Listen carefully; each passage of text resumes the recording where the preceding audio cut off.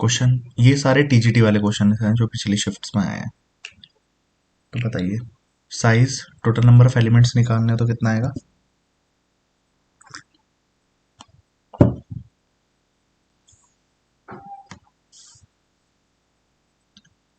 बताइए भाई कोई भी।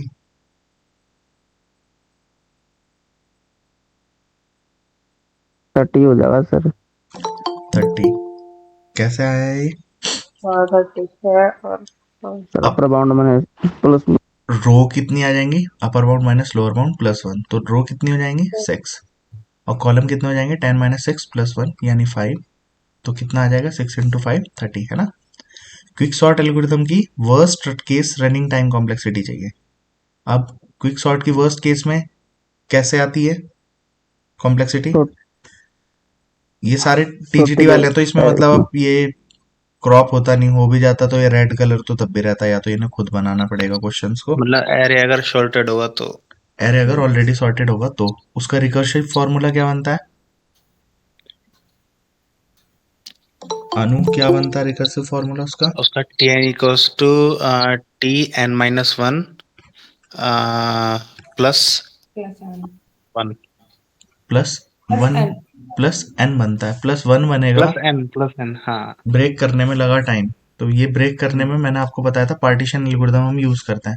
और प्लस वन अगर आप कर दोगे तो T N minus one plus one अगर ये होता टी एन इक्वल्स टू, आप इसको करेंगे तो इसकी कॉम्प्लेक्सिटी आएगी ऑर्डर ऑफ एन। आप इसको चला के देख सकते हैं, तो ऑर्डर ऑफ एन आएगी, जबकि यहाँ से हमें क्या चाहिए? Order of N square. N तो स्क्वायर। थोड़ा एक स्टेप फर्दर भी चलेंगे किसी भी क्वेश्चन में तो हमें और अच्छा आइडिया लग जाया करेगा। यहाँ पे पॉलिश नोटेशन बतानी है। पॉलिश नोटेशन का मतलब क्या होता है? प्रीफिक्स। और रिवर्स पॉलिश नोटेशन का मतलब होता है पोस्टफिक्स। तो हमें इस चीज को किस में कन्वर्ट करना है? प्रीफिक्स में कन्वर्ट करना है। तो ए इंटू बी प्लस सी है और डिवाइड में ई माइनस एफ इंटू जी है। ब्रैकेट इसने वैसे लगा रखे हैं बट अभी ये 3 है तो इनमें से पहले कौन सा सॉल्व होगा उसके लिए खुद से ब्रैकेट आप लगा सकते हो। पहले ए इंटू बी सॉल्व होगा और यहाँ पे पहले एफ इंटू जी सॉल्व होगा, देन पूरे का रिजल्ट आ जाएगा। तो इधर वाला पार्ट अगर करें भी तो आप क्या बनेगा? स्टार ए बी प्लस सी। अब प्लस को करेंगे तो प्लस आ जाएगा, पहले सी रह जाएगा यहाँ पे, ठीक है। डिवाइड में ई माइनस, तो पहले एफ इंटू जी को प्रीफिक्स बना लो, स्टार एफ जी हो जाएगा। और फिर ई माइनस, ये स्टार एफ जी रहता तो माइनस आ जाएगा, पहले ई आ जाएगा इधर। अब ये चीज के लिए डिवाइड ऑपरेटर को आप सॉल्व करेंगे तो डिवाइड आ जाएगा पहले। तो बस ये आंसर हो जाएगा। तो आप देख सकते हैं divide plus star A B C minus E star F into G. Clear है? अब ये नेक्स्ट क्वेश्चन पढ़िए क्या है। Which data structure is use to indicate that the order of processing of data must be postponed until other conditions are fulfilled. ठीक है, तो हम क्या करते हैं, मतलब किस डेटा स्ट्रक्चर में ये काम होता है, ठीक है, कि order of processing of data must be postponed until other conditions are fulfilled. Order of processing of data must be postpone, तो मतलब जो डेटा को हमें प्रोसेस करना है वो पोस्टपोन रहेगा जब तक अदर कंडीशंस आर फुलफिल्ड। मेरे को तो ये क्वेश्चन समझ ही नहीं आ रहा कि किस सेंस में ये बात कहना चाह रहा है। अदर कंडीशंस आर फुलफिल्ड का मतलब यहाँ पे क्या है? ऐसे तो कंडीशन तो किसी भी चीज में, या तो इसमें इंसर्शन के लिए कंडीशन वो फुलफिल चेक करेगा, तो इंसर्शन करने के लिए या कोई भी ऑपरेशन करने के लिए प्रोसेस करना हो डेटा, प्रोसेस करने का डेटा, या तो मान लीजिए प्रोसेस करने का मतलब इन सारी वैल्यूज को हमें चाहिए तो वो टॉप पे काम होता। तो मेरे ख्याल से मुझे तो आइडिया नहीं लग रहा कि किस सेंस में ये क्वेश्चन कहना चाह रहा है। आप में से किसी को लग रहा हो तो बताइए।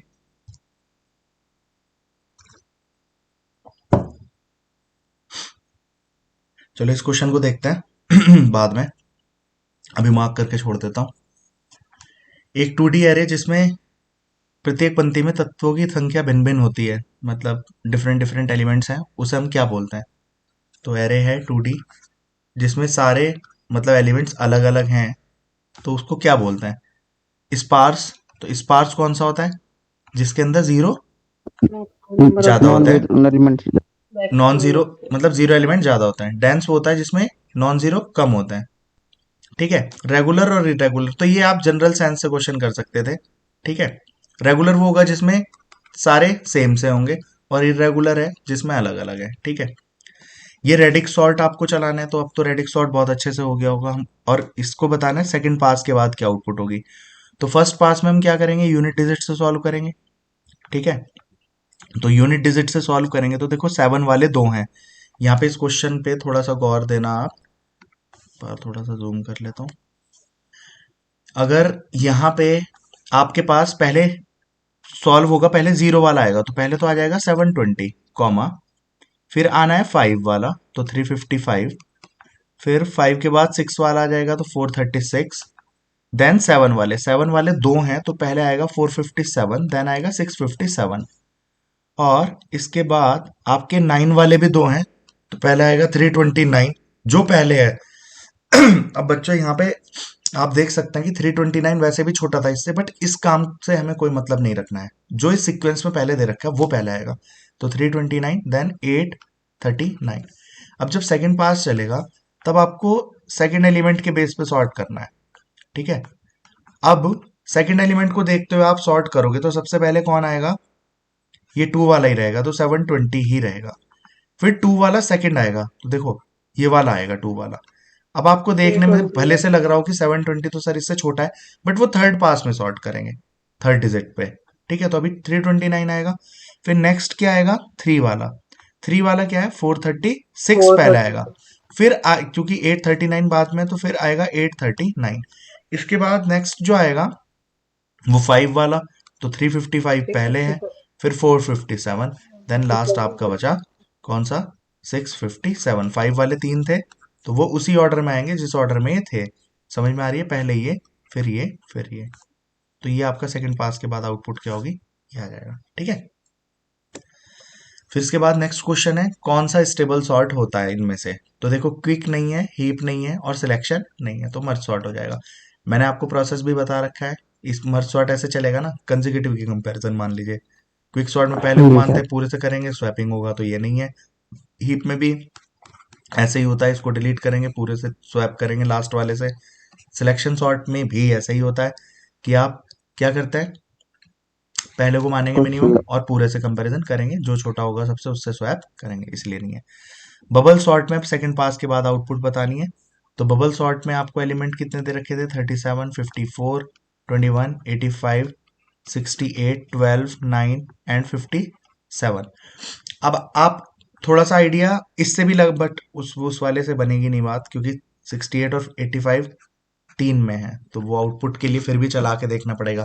अदरवाइज आप ऐसा भी कर सकते हैं ना, पहले पास में क्या होगा, सबसे बड़ा सबसे नीचे आ जाएगा। इसमें सबसे बड़ा आपको क्या दिख रहा है, 85, तो पहली बार सबसे 85 लास्ट में चला जाता, अगली बार बाकी बचे हुए में तो यानी 68 आ जाना चाहिए था। तो यानी लास्ट के ये दो एलिमेंट देख लेते, बट ये दो एलिमेंट तीन जगह हैं। ये बात समझ में आ रही है बच्चों, शॉर्ट करने के लिए मैं बोल रहा हूँ चीजों को। कई बार आपका मान लो अगर एक ही ऑप्शन होता जिसमें 68 और 85 होते तो आपको देखने की जरूरत नहीं पड़ती। This is to save your time, है ना। बट अगर अब ऐसा बना ही नहीं तो क्या करना पड़ेगा, कोई चक्कर नहीं है, आप उठा लीजिए फिर सीक्वेंस में कर लीजिए इसको। तो क्या आएगा 3754 की कंपैरिजन होगी, कोई स्वैप नहीं होगा। 54 80 24 में स्वैप होगा, 21 ऊपर 54 नीचे। फिर अब 54 यही रहेगा, 85 से स्वैप नहीं हो पाएगा। 85 और 68 में 68 ऊपर 85 नीचे, फिर 12 ऊपर 85 नीचे, 9 ऊपर 85 नीचे, 57 ऊपर 85 नीचे। पहले पास में सबसे नीचे पहुंच गया। नेक्स्ट पास में आप क्या करेंगे, 37 21 में 21 ऊपर 37 नीचे। फिर अभी 54 के साथ स्वैप नहीं होगा, अब 54 68 में स्वैप नहीं होगा। 12 ऊपर 68 नीचे, 9 ऊपर 68 नीचे, 57 ऊपर 68 नीचे। अब आप अपने एलिमेंट्स देख लीजिए, 21 37। तो 21 37 दो में था, देखो यहाँ तक भी काम नहीं बनेगा, फिर 54 है, तो बस फिर 21 37 54 यहीं पे है, कहानी खत्म। ठीक है, क्लियर हो गया है सबको। सर ये सर इसके बाद maximum running time complexity of binary search algorithm बतानी है हमें जब n की वैल्यू 12,000 है। ये क्वेश्चन हमने जब मैं करा रहा था तब भी मैंने आपको बताया था। तो आपको वर्स्ट केस पहली बात हमें पता है कॉम्प्लेक्सिटी क्या होगी जब n की वैल्यू कुछ भी हो, log 2 बेस n का अपर फंक्शन होती है ना। ये कॉम्प्लेक्सिटी हमें पता है। यहाँ पे जस्ट आपको n की वैल्यू रखनी थी और आपको आंसर मिल जाता। log 2 बेस 12,000 आप रखोगे। अब आप इसको सॉल्व करोगे अपर फंक्शन के लिए, तो log 2 बेस 12,000 क्या बनेगा, 2 की पावर 10 कितना होता है, 1024। फिर 11 कितना होता है, 2048। 12 कितना होता है 4096। 2 की पावर 13 होता है 8192। 2 की पावर 14 कितना होता है 16 3 कितना होता है 84, है ना। अब आपको पता है 13 से तो ज्यादा है, तो 2 की पावर 13 पॉइंट समथिंग आएगा, तो यानी 13.5 और वट एवर। तो यहाँ पे अब जब आप 13.5 का अपर फंक्शन करेंगे तो आपको क्या मिलेगा, 14। तो देखो 13 और 14 दोनों ऑप्शन में थे, तो अगर किसी ने इसकी नीचे वाली वैल्यू रख देना तो वहां पे वो गड़बड़ कर जाएगा। और 13.5 क्या 13.3 भी हो सकता है, 3 या 4 समथिंग जो रहे। तो नीचे वाला अगर आप कर दोगे तो क्या हो जाएगा, 13 आप आंसर लगाओगे तो गलत हो जाएगा। ये बात सबको समझ में आ गई कि नहीं? हाँ यस सर। क्योंकि बच्चों उससे ज्यादा एलिमेंट हो गए ना। मान लो अगर 8,192 से ज्यादा होंगे तो एक कंपैरिजन एक्स्ट्रा करनी पड़ेगी, क्योंकि वो बढ़ गए ना मिडिल पे, तो दोबारा चलेगा। ये वाला बिल्कुल सीधा सीधा क्वेश्चन था कि worst case time complexity bubble sort की क्या है। हमने इसको ऐसे भी कर रखा है, पास में कितनी रहेगी, स्वैप में कितनी रहेगी, और कंपेरिजन में कितनी रहेगी, बेस्ट में भी वर्स्ट में भी। तो इसमें तो डायरेक्ट पूछ रखा है, खत्म। 2 डायमेंशनल मैट्रिक्स एक रहेगी जिसमें हाई प्रोपोर्शन 0 एंट्रीज का है, तो उसको क्या बोलते हैं, स्पार्स। और लो प्रोपोर्शन रहेगा उसको बोलेंगे डेंस। तो स्पार्स और डेंस, ठीक है। इसके बाद आपके पास क्वेश्चन है कि सिलेक्शन सॉर्ट की कॉम्प्लेक्सिटी क्या होती है। बेस्ट और वर्स्ट नहीं पूछा है तो जनरल केस बताते हैं, तो एवरेज केस में भी इसकी क्या रहती है। और पहली बात तो सिलेक्शन सॉर्ट की बेस्ट में भी एन होल स्क्वायर स्क्वायर है, हो जाती है। वर्स्ट में भी हाँ, और एवरेज फर्स्ट में में भी। भी। बट स्टिल अगर नहीं होता, कोई और सॉर्ट होता, तब हम एवरेज केस बता देते हैं यहाँ पे, ठीक है। या बच्चों बिल्कुल एग्जैक्टली मैं आपको समझाऊं तो सारे क्वेश्चंस किस में, सारे आंसर्स किस में दे रखे हैं, ओ में। दिख रहा है आपको, big O notation. Big O notation का मतलब वर्स्ट केस पूछ रहा है। हेलो, आप समझ रहे हैं मेरी बात, मैं क्या बोल रहा हूँ? ऐसा। या तो अगर क्वेश्चन ऐसे भी होता ना कि कुछ ऑप्शन होते हैं थीटा एन स्क्वायर, कुछ होता है ओमेगा एन या ओमेगा एन स्क्वायर, या मान लीजिए ओ ऑफ एन, या थीटा कुछ दे रखा होता। इस केस में हम एवरेज वाली पे जाते हैं।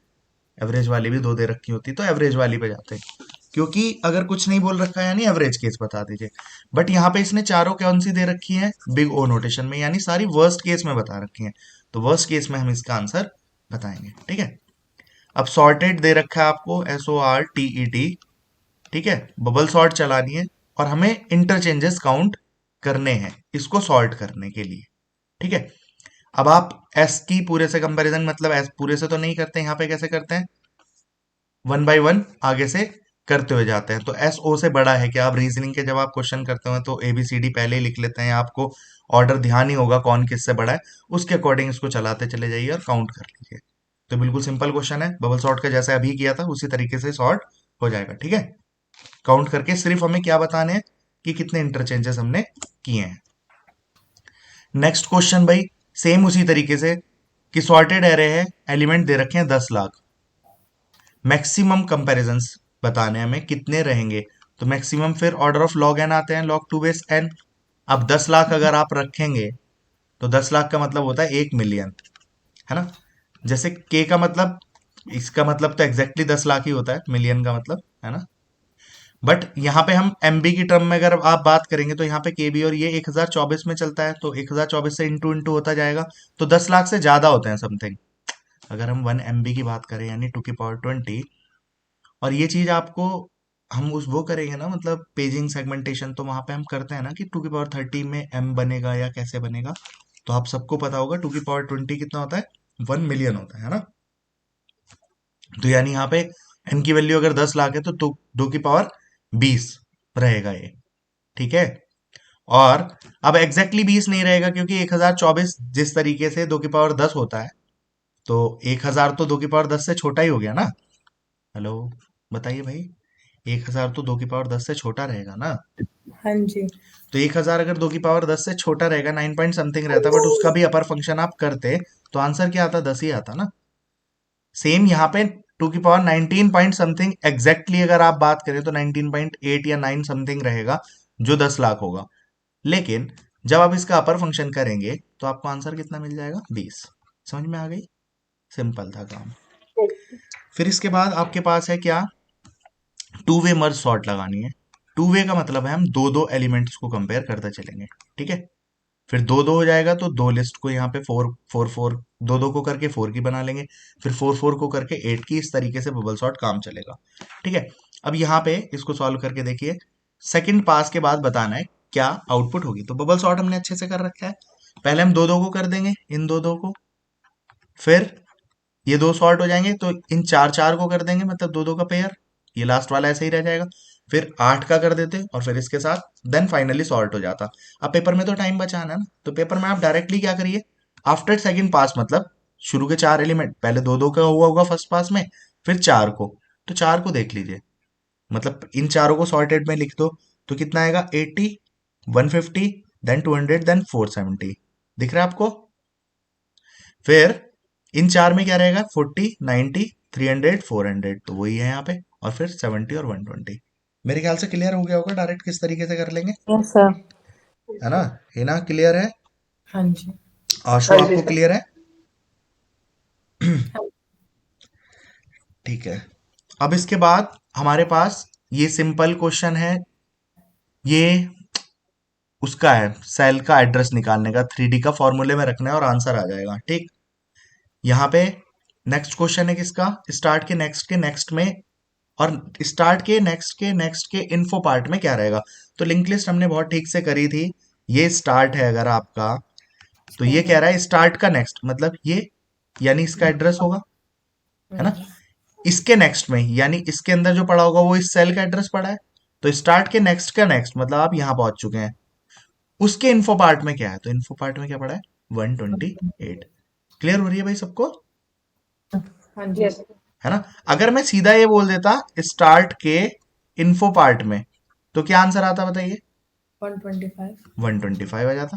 और अगर मैं ऐसे कर देता स्टार्ट के नेक्स्ट के इन्फो पार्ट में, स्टार्ट का नेक्स्ट का इन्फो, तब आपको क्या आ जाता, 140 आ जाता। तो ये सिंपल चीज है।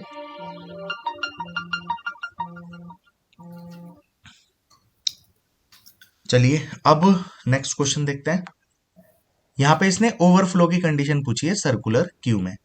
तो देखिए सर्कुलर क्यू में हम क्या कर देते थे, बस नॉर्मल क्यू से क्या अलग था, नॉर्मल क्यू में पहली बार फ्रंट और रियर यहाँ पे आएंगे, अगला इंसर्ट करना हो तो रियर चला जाएगा यहाँ पे, अगला करना हो तो फिर रियर यहाँ पे, फिर यहाँ पे, फिर यहाँ पे। अगर रियर यहाँ तक पहुंच चुका है, ठीक है, तो आप यहाँ तक मान लीजिए एलिमेंट सी डी ई डाल चुके हैं।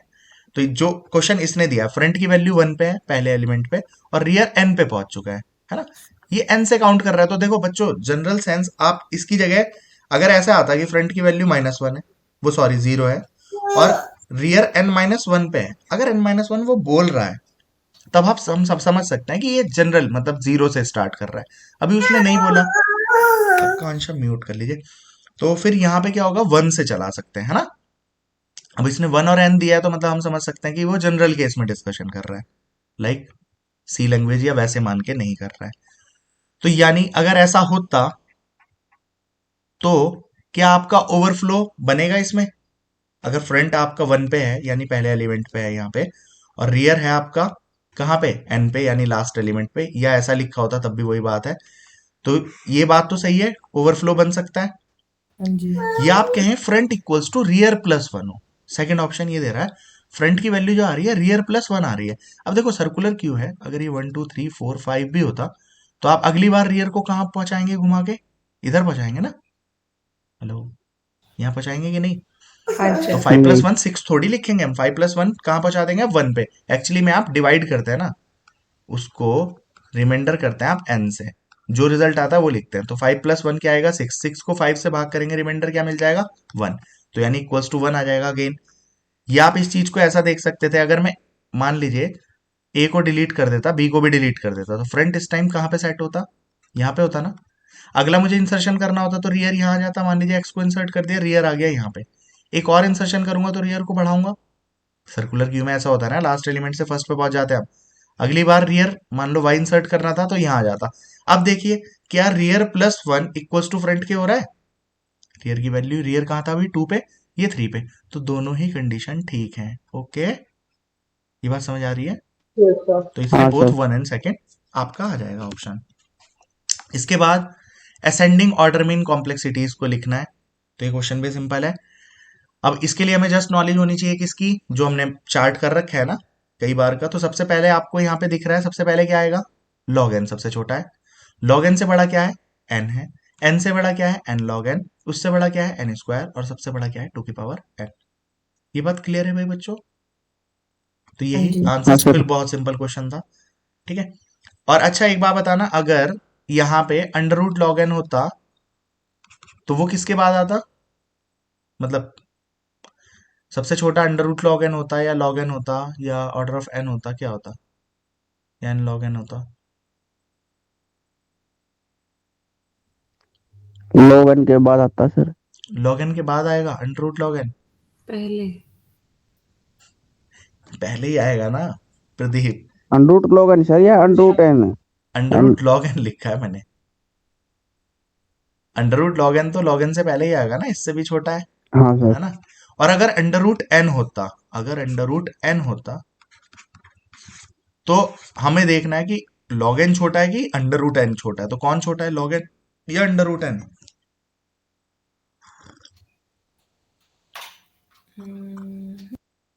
Log N. लॉग एन छोटा है। तो बच्चों छोटा क्या है, लॉग एन छोटा है। कल मैंने इसके ऊपर 2 क्वेश्चन कराए भी थे। ठीक है। तो log n छोटा होता है अंडर रूट एन से, मतलब फिर अंडर रूट एन बीच में सेट होता है, log n under root N then order of N.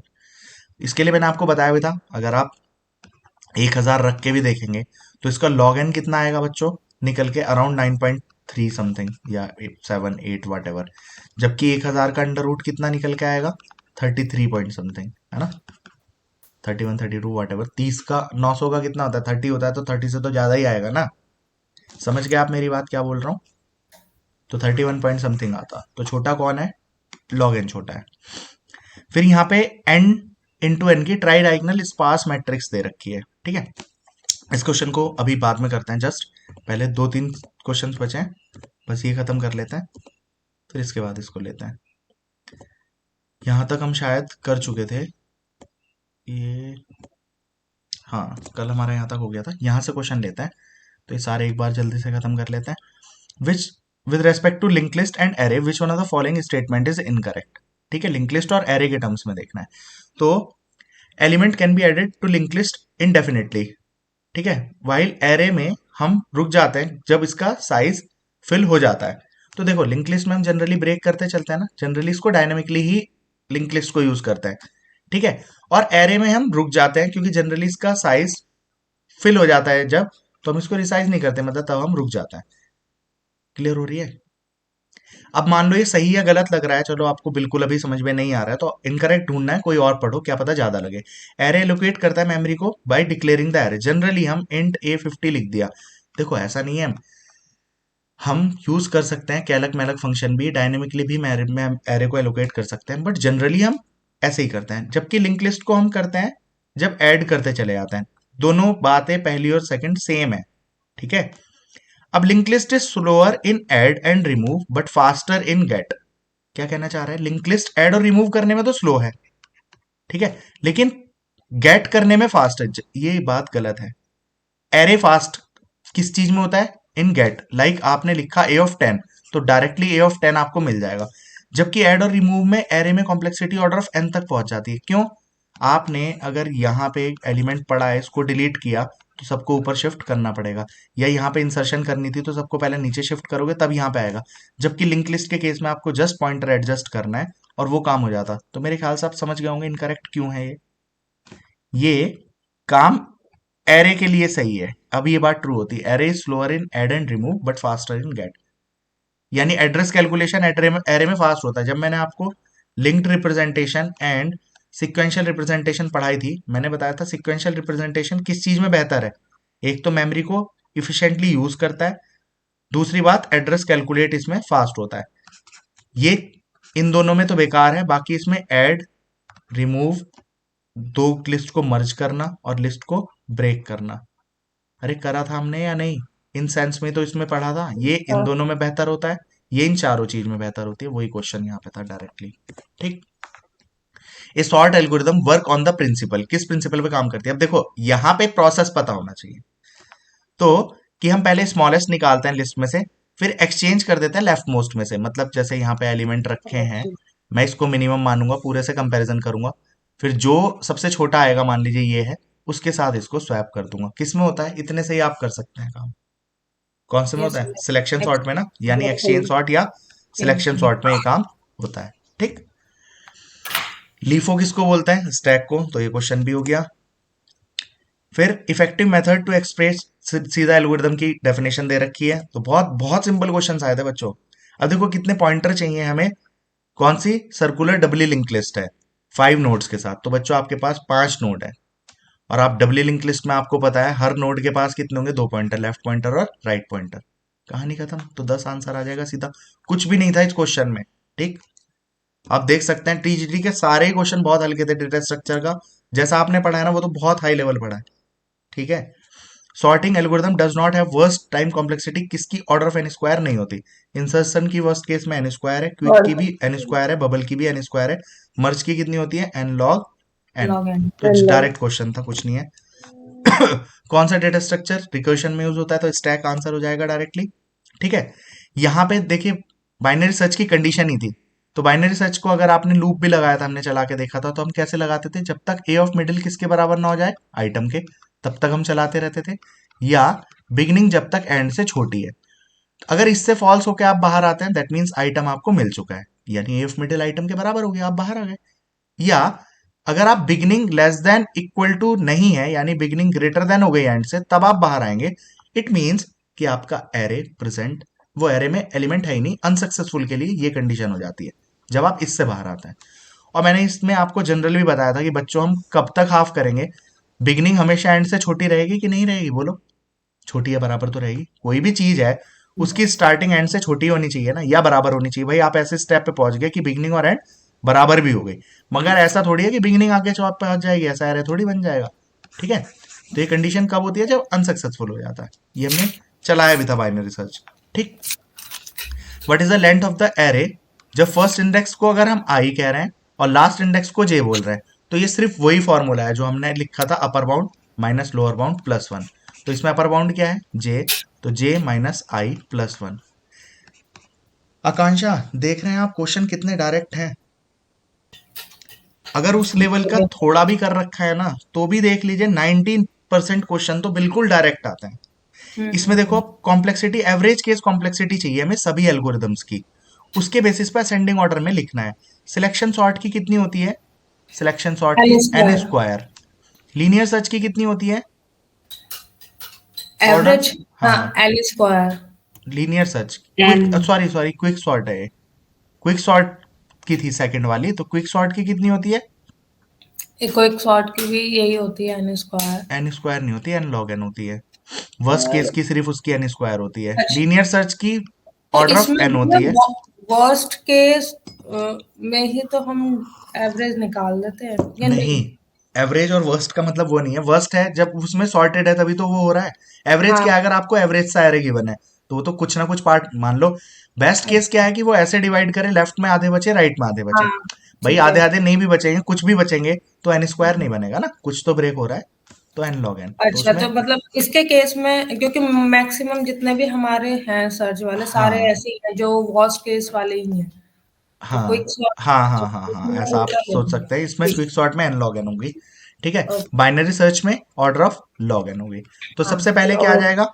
Binary search आना चाहिए, फिर लीनियर सर्च आना चाहिए, फिर एन लॉग एन यानी क्विक सॉर्ट आना चाहिए, और फिर आपका बाइनरी, वो सॉरी, ये कौन सा ऑर्डर ऑफ एन स्क्वायर किसकी थी? सिलेक्शन सॉर्ट की। तो ये कहानी आपकी हो जाएगी ऑप्शन नंबर ए। तो ये भी डायरेक्ट ही क्वेश्चन था एकदम।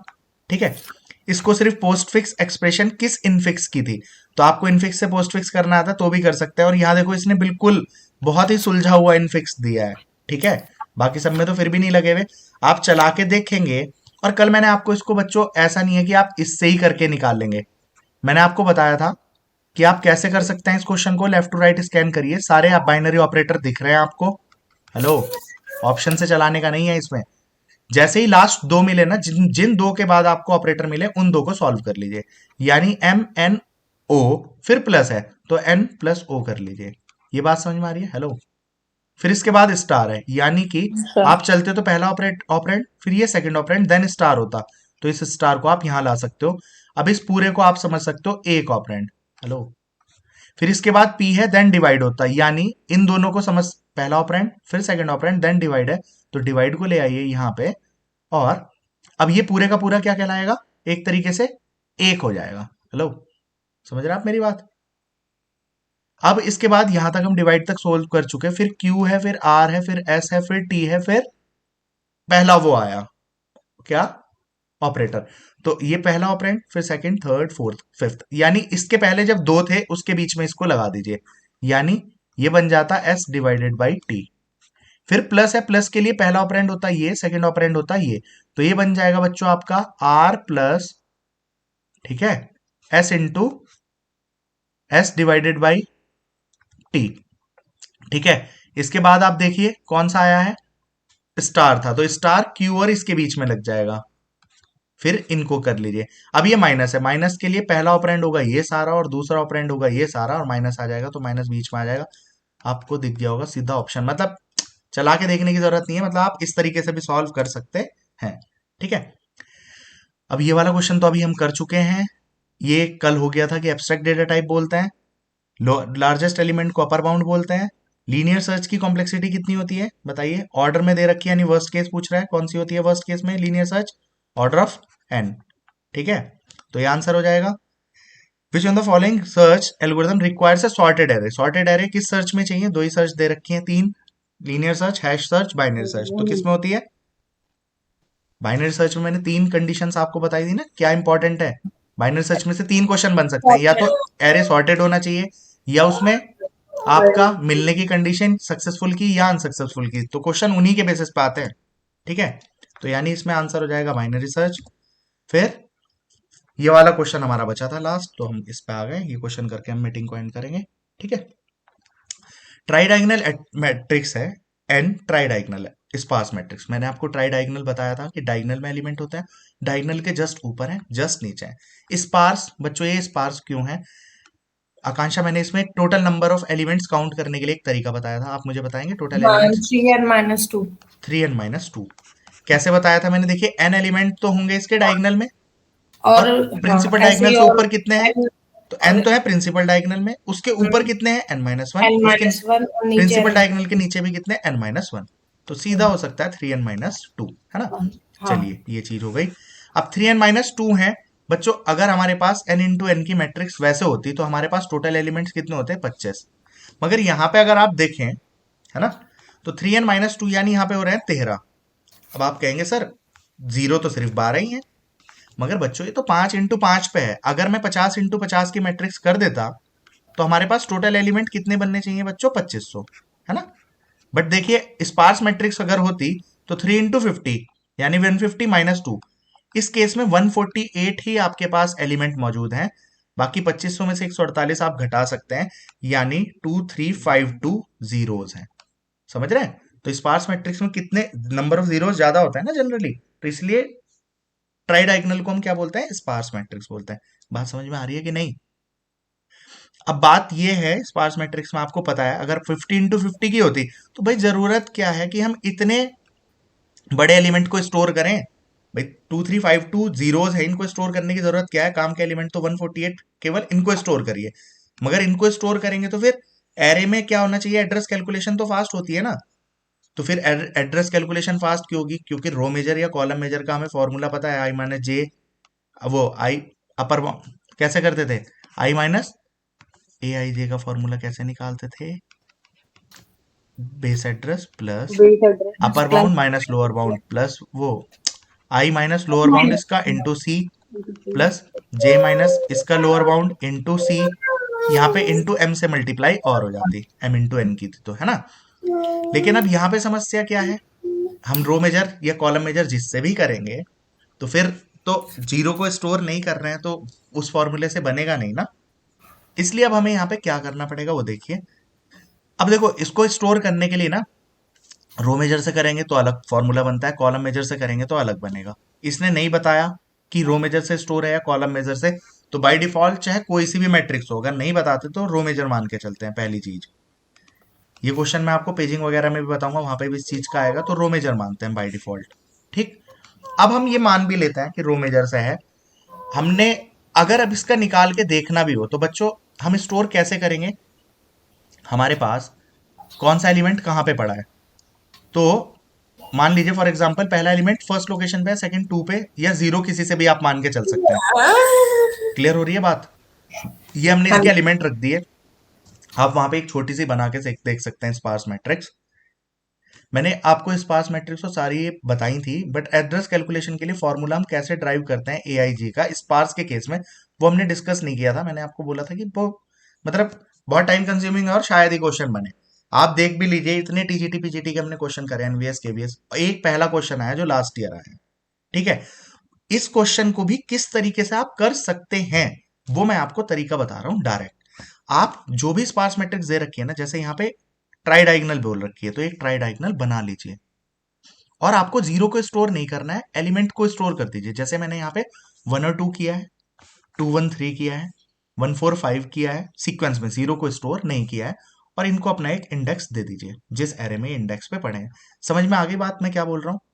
अगर ये अपर ट्रायंगुलर होती या लोअर ट्रायंगुलर होती तो 1 के बाद सारे 0 होते। मान लीजिए यहाँ होता 5 एंड 6, बाकी 0 होते। यहाँ पे 7 8 9 बाकी 0 होते। यहाँ पे कुछ और 5 4 एलिमेंट होते, फिर 0, फिर 5 एलिमेंट होते। तो आप इनको एड्रेस दे दीजिए चाहे। ठीक है, और ऑप्शन में अगर वो आपसे पूछ रहा है कौन सा इसका क्या बनेगा एड्रेस कैलकुलेशन का फॉर्मूला, तो आपके पास यहाँ पे फॉर्मूला गिवन है ना, उन चारों में रख के देख लीजिए, जिस पे सेट होके आंसर आ जाता है वो आपका आंसर बनेगा। समझ आ रही है कि नहीं? इसका फॉर्मूला ड्राइव करने बैठोगे ना तो कितनी सारी स्पार्स मैट्रिक्स है, 5 6 तरीके की तो हमने पढ़ रखी हैं। सब पे रो मेजर कॉलम मेजर में ड्राइव करोगे 12 हो जाएंगे। और जो हर किसी का मैथमेटिकल फाउंडेशन पहली बात स्ट्रांग होना चाहिए, उसके बाद हर किसी को ड्राइव करने में 5 7 मिनट लगेंगे, तो 1 घंटा 2 घंटे हम इस काम में खर्च करते हैं जिसका कोई फायदा नहीं है। बहुत रेयरेस्ट आपको एक ही बार ये क्वेश्चन मिला होगा, इसके अलावा आप जिंदगी में जितने क्वेश्चन उठा के देखेंगे कहीं नहीं मिलेगा। इसलिए मैंने उस पर टाइम नहीं लगवाया था, अब भी नहीं लगवा रहा हूँ। मगर इसका डायरेक्ट तरीका बता रहा हूँ, हमें एक भी क्वेश्चन क्यों छोड़ना है। अगर अपर ट्रायंगुलर लोअर ट्रायंगुलर या कोई सी भी स्पार्स दे रखी है तो आपको जस्ट क्या करना है, उसको बना लीजिए, उसको मेमोरी में स्टोर कर दीजिए और डायरेक्ट फॉर्मूले से लगा के देख लीजिए। देखिए मैं इस एलिमेंट को देख रहा हूं, अब जैसे इसने एलिमेंट हम माने तो ये कौन सा एलिमेंट है, ए ऑफ 3 4 है कि नहीं है? हेलो, ए ऑफ 3 4 का एड्रेस है ना ये? बोलिए बच्चों, अगर 5 का मुझे एड्रेस चाहिए तो ये ए ऑफ 3 4 है कि नहीं है? फॉर्मूले में हाँ रखिए जी। आप, आई और जे की वैल्यू 3 है और 4 है। 2i का मतलब क्या बनेगा ही ना, 2 + 3 6, और 4 इंटू 2 यानी कितना बन गया, 8, 10। यानी 14 नंबर पे होना चाहिए था ये। और जनरली होता ना, अब आप यहां से चेक करोगे तो ये कौन से इंडेक्स पे जा रहा है, 8th इंडेक्स पे पड़ा है, यानी ये आंसर नहीं है ना? आई प्लस जे -1, 3 + 4 यानी 7 -1 यानी 6th इंडेक्स पे होना चाहिए, वो भी नहीं है। फिर इस वाले पे देखें, आई प्लस जे 7th पे भी नहीं है। अगले ऑप्शन में रख के देखो 2i मतलब 6 आएगा, प्लस जे यानी 4 -2 8th इंडेक्स पे आएगा, यानी सही बन रहा है ये फॉर्मूला। कभी कभी ऐसा हो सकता है दो ऑप्शन सही हो जाते, उस केस में क्या करना चाहिए, एक और रख के देख लो। मान लो मैं इसको और देखता 9 को, 9 की आपको पोजीशन यहाँ पे दिख रही है 12 पे है, आप रख के देखिए 9th एलिमेंट कौन सा है, ए ऑफ 4 और 4 है ना? अरे समझ रहे हो, ए 4 4 पे पहला क्या बनता, 4 इंटू 2 8, 8 + 8 कितना आता 16, 16 पे नहीं है तो ये ऑप्शन गलत है। 4 + 4 -1 7 पे नहीं है, ये ऑप्शन गलत है। 4 + 4 8, 8 पे नहीं है, ये ऑप्शन गलत है। लास्ट वाले पे रख के देखो, 4 इंटू 2 कितना आएगा 8, प्लस जे की वैल्यू कितनी आएगी 4 -2, तो 8 + 4 -2 करेंगे तो 8 4 12 -2 कितना आना चाहिए, 10वीं लोकेशन आनी चाहिए। सॉरी, अब देखो ये गड़बड़ क्यों हो रहा है बच्चों, ये ए ऑफ 4 4 नहीं है, ए ऑफ 5 4 है। समझ रहे हो आप? हेलो, ये 4 4 था क्या, हाँ 5th रो थी वो, तो ये ए ऑफ 5 4 था। तो 5 इंटू 2 करोगे तो कितना आएगा 10 + 2, 10 + 4 कितना आएगा 14 -2 कितना आ जाएगा 12। अब ये सही है, आप किसी के लिए भी रख के देख लीजिए बच्चों, किसी भी एलिमेंट के लिए। सेम आपको मैं एक आध क्वेश्चन ऐसा भी दिखा दूंगा कि किस तरीके से अगर इसके लिए 4 एड्रेस बनते। तो देखो ऑप्शन में कभी भी देगा वो तो ये देगा ना, इसका कौन सा क्वेश्चन आने के चांसेस ज्यादा हैं वो मैं आपको बता देता हूं। जैसे स्पार्स मैट्रिक्स में जैसे मैंने 0 कैलकुलेट करने बताया ना, तो ये क्वेश्चन पूछ सकता है कि इसमें 0 कितने हैं। समझ रहे हो आप मेरी बात? हेलो, जैसे यहां पे पूछ लेता कि मान लीजिए n इंटू एन की स्पार्स मैट्रिक्स है अपर ट्राइंगुलर मैट्रिक्स, वो पूछ लेता इसमें टोटल एलिमेंट कितने हैं जो नॉन जीरोस है। आकांक्षा कितने होंगे non zero element n into N की स्पार्स मैट्रिक्स में, उसके लिए फॉर्मूला लिखना है। मैं ऑप्शन देता हूं 4, उसके अंदर है n टोटल, या n(n-1/2) है, या n स्क्वायर है, या n(n+1/2) है। कौन सा ऑप्शन इसी में बनेगा? ना भैया, इसी वाले में ना? नहीं नहीं नहीं नहीं, इसी वाले में नहीं, इसी वाले को बोल रहा हूँ मैं, इसे अपर ट्राइंगुलर को, हाँ वो हाँ, इसी सॉरी में दिखाना लोअर है नंबर। ट्राइंगुलर, हाँ लोअर ट्राइंगुलर को पूछ रहा हूँ मैं। इसी लोअर और में अपर दोनों में सेम होता है वैसे, n है इंटू ना? एन की है क्या? मैं कह रही हूँ इसी में नंबर ऑफ जीरोस पूछ रहे हैं ना आप, कितने होंगे? हाँ, नंबर ऑफ जीरो एलिमेंट कितने होंगे, जीरो नहीं और- नॉन जीरो पूछ रहा हूँ मैं, नॉन अच्छा, जीरो एलिमेंट को काउंट करना है। ओके, तो वैसे तो आपने इसका फॉर्मूला भी बताया था, बट हम वैसे, एक सेकेंड ना, बस मैं निकाल के दे रहा हूँ। हाँ, कर लीजिए। कोई और भाई जिसको ड्राइव हो रहा हो डायरेक्टली देख के बताइए क्या ऑप्शन है इन चारों में से।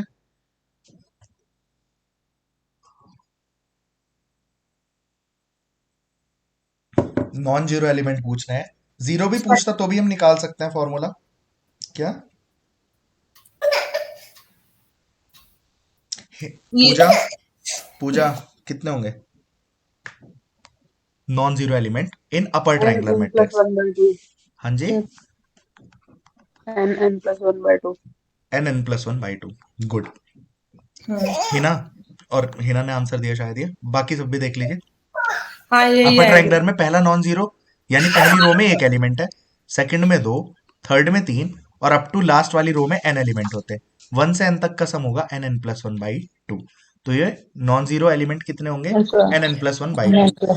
अगर बच्चों क्वेश्चन ये होता जीरो एलिमेंट कितने होंगे, तब क्या होगा, n एलिमेंट्स की टर्म्स में, समझ रहे हैं आप मेरी बात, n एलिमेंट्स की टर्म में जीरो कितने होंगे, तब आप उतने ही क्या होंगे, करेंगे हैं? उतने ही होंगे भैया। n(n-1/2). n(n-1/2) है, जीरो एलिमेंट इतने ही होंगे। अच्छा, अगर इसमें जनरल में कैलकुलेट कर लेते हैं हम, तो n(n+1) टोटल एलिमेंट कितने होते हैं 25, 5 इंटू 5 में 25 होंगे ना, तो हम्म इसलिए तुम गड़बड़ करके आओगे कहानी। 25, यहाँ पे पहले में कितने एलिमेंट है नॉन जीरो, एक, फिर दो, फिर तीन, फिर चार, फिर पांच, यानी आपने अभी निकाला भी था n(n+1/2), तो वो कितने आ रहे थे 5 × 6/2, यानी 15 आ जाते हैं। आप इन सब का सम कर लो, 5 4 9 3 12 2 14 और 1 15, तो नॉन जीरो 15 है, तो जीरो कितने होंगे 10 होंगे। आप चाहे काउंट कर लो, पहले में 4 है, फिर 3 है, फिर 2 होते, इसमें एक होता, लास्ट वाले में कोई भी जीरो नहीं है, तो 4 और 3 7 और 2 9 और 1 10 आ रहे हैं कि नहीं। बट बात उसने फॉर्मूले की टर्म में पूछा है, तो फॉर्मूले की टर्म में आप तो बता दो। तो n(n-1/2) ही तो हुआ।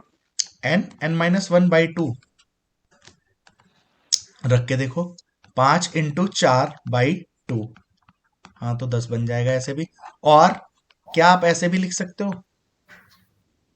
अगर फॉर्मूला ये ना गिवन कर हाँ, रखा ऐसे होता, भी लिख ये होता, सकते तब हैं। भी बात बन जाएगी ना। हेलो, हाँ, तब भी ये है। क्योंकि एन हम्म स्क्वायर में से आप ये चीज सब्ट्रैक्ट कर देते हैं, मतलब टोटल एलिमेंट कितने हैं N square, minus non zero कितने होते हैं ये, तो जीरो भी पता चल सकते थे। आ रही है बात समझ में सबको भाई, क्लियर है? सर, और ये करते भी तो फॉर्मूला इसी से बना है ना, n² - n²/2 हो जाता, -n/2 हो जाता, ठीक है। पूरे एन स्क्वायर में से n²/2 हाफ घट जाता तो कितना बच जाता, n²/2 बच जाता, -n/2, है ना। बाई टू को ले लो कॉमन, और n को भी ले सकते थे कॉमन, n(n/2) को, तो n(n-1) बच जाता, आंसर आ जाएगा। क्लियर हो गई होगी भाई सबको, तो अभी के लिए मीटिंग एंड करते हैं, ठीक है। हाँ क्लियर जी। भाई? हाँ अब जी। शाम को करते हैं और ट्री करेंगे शाम को, ओके। ये चीजें रिवाइज कर लेना, फिर हम क्वेश्चन आंसर कंप्लीट कर लेंगे। हीप और वो सॉरी ट्री और ग्राफ खत्म होते ही हमारा पूरा data structure with dark complete हो जाएगा, और इसमें काफी सेक्शन सी का भी कवर हो गया।